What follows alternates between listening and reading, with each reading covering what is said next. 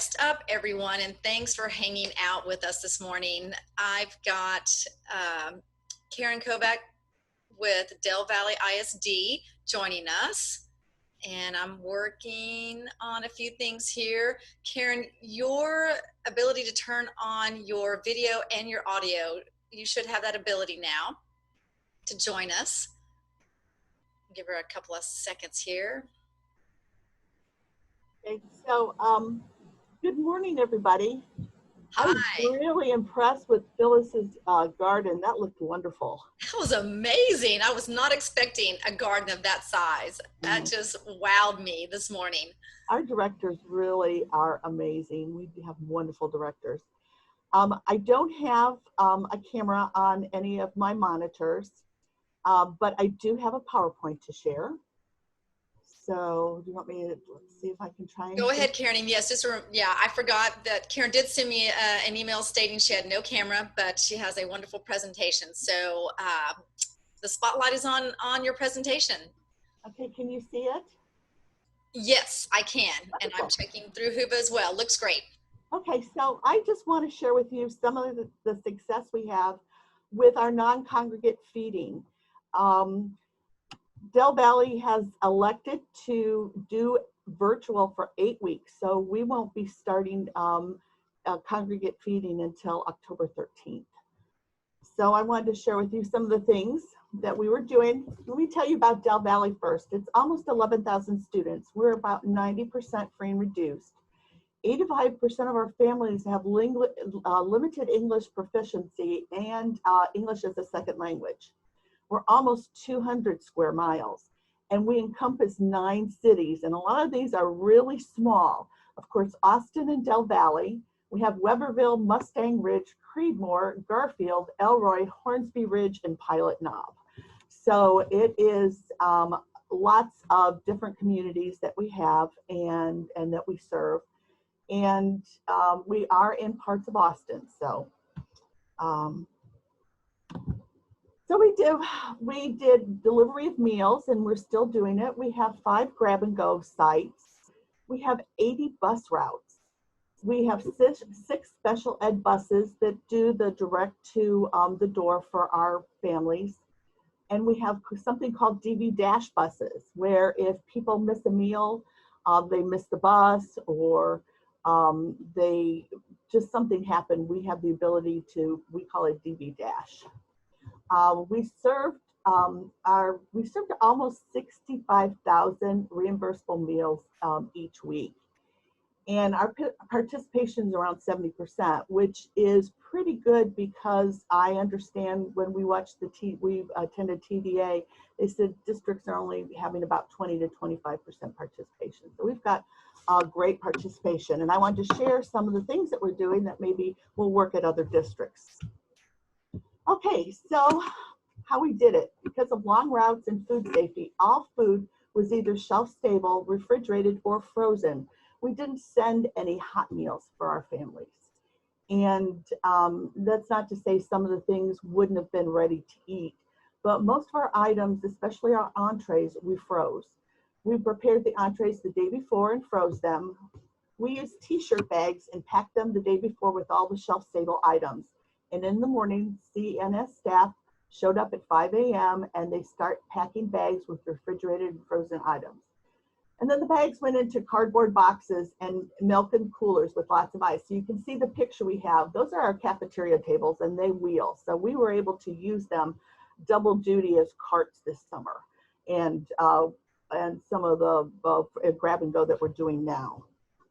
And we load them to go out to buses. So let's see. Food stayed cold in bags because we had frozen food in each bag. The health department went to every grab and go station and every bus route taking temperatures. And this was on the second day that we started our service. And so they were very impressed with us. They came back and looked at our kitchens. They actually loved the idea that food was going out cold because they felt it was safer. If bags came back, we found the food was still frozen, and the cardboard boxes helped the insulation. Food labels containing how to handle the food, how to cook the food, and the USDA. This institution is an equal opportunity provider. We're on every entree. And then we use foil wrap for sandwiches and foil containers with foil lids for entrees. And you can kind of see the picture of what the kitchen looked like with our speed racks going and the ladies working, social distancing. We had to remember that. Some of the entrees that we used, and all made with commodities. So we did chicken fajitas, barbecue chicken sandwiches, sloppy joes, chicken rice and gravy, enchiladas, tacos, chicken pasta alfredo, chicken salad sandwiches. So those are some of the homemade ones. And yes, we did have a lot of diced chicken. And then why were we successful? I think our team always started with the why. Why are we here? And that's something that we worked with our team. Why are we here? And everybody's why was the same, to feed those kids. And you could see they were waiting for the buses when the buses showed up, and some of them even had thank you notes for the drivers that were bringing them the food. Some of our community were badly hit by COVID. A lot of our families were in positions where they lost their jobs, and it's a tough time. They're just slowly coming back. We've used every waiver we could to bring meals to students. We serve breakfast, lunch, snack, and supper, and then we did multiple days. So we've been able to serve meals on the weekends during the summer. Of course, we can't do that. We're following NSLP now, but our biggest day in the summertime, we would close on Fridays to give our staff a little time off and relax because it was very stressful. But our largest days were Thursday, and our management team worked side by side. In fact, I worked at the high school. I looked at my pedometer every day. I had between 14,000 and 16,000 steps. And on Thursdays, those boxes of food weighed about 40 pounds. So I would lift them up in the kitchen, put them on the cart, take them over to the table. So I actually lifted those twice. I figured I probably lifted about 8 tons of food on a Thursday. And but we found that working side by side, the team really appreciated our managers doing some of the hard work for them. And we also partnered with some area groups with the CARES Act and to feed our caregivers. So we had an $800,000 grant that we worked with the city of Austin to provide caregiver meals. And so we worked with a local organization called Cooksnook, and they hired restaurant people that were out of jobs. And they used those restaurant people to prepare our meals that we were able to serve to our families and the caregivers who were out of work. So when parents came up to get meals for their students, they are also able to get some meals for themselves. So we tried to do everything that we can.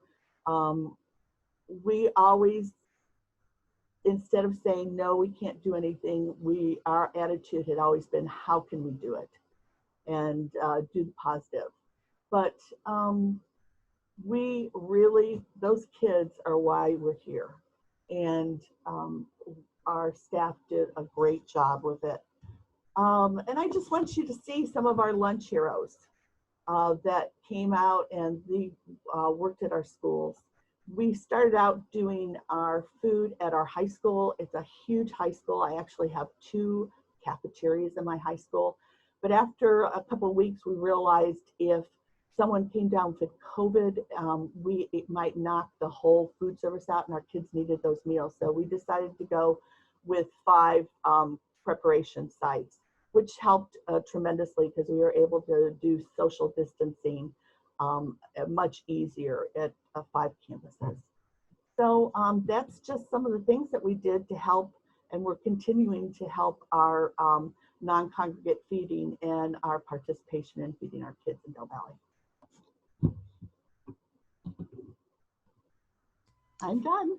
All right, that's wonderful. And I love the picture of the little ones lined up with their cute little signs. That is so heartwarming. And every time I hear, you know, those of you at the district and what I call the front lines talk about your experience, It's the passion you have and the good work you've done is amazing. So I applaud all of you for that. And so thank you. Thank you for that lovely presentation. I'm watching the Q&A to see if there are any questions coming through for you. And I missed one last time, so I'm trying to be really good about that. I'm gonna go ahead and turn my video back on. I don't know if people can see me. I think they're still seeing your presentation, which is great pictures. And what a great idea, you know, separate out your preparation sites so that if someone did come down with COVID, it didn't affect your entire team. So that was a very smart move. Very smart move. Now, can you still hear me? Karen, did I lose you? I'm sorry, I'm still here. Okay, thought I lost you there for a minute. Is Del Valle ISD, and you may have mentioned this in your presentation, are you virtual still? I think you mentioned that, right? We won't start out until October 13th at about 50%. Okay. So we're under the auspices of the health department in Austin. And so right now they're dictating we can't have more than 50%, but the district decided to do 8 weeks of virtual just to make sure that everything, the parents could plan. That was the biggest thing. We wanted to make sure our parents had the planning done, and we're gearing up to start. Right, that will be here sooner than you know it. This whole year has been a blur, honestly. Well, I'm still watching for questions. I haven't seen anything come through yet, but thank you so much for your time this morning and your presentation. That was great, and appreciate your willingness to present as a Rockstar District. So thank you again. Thank you.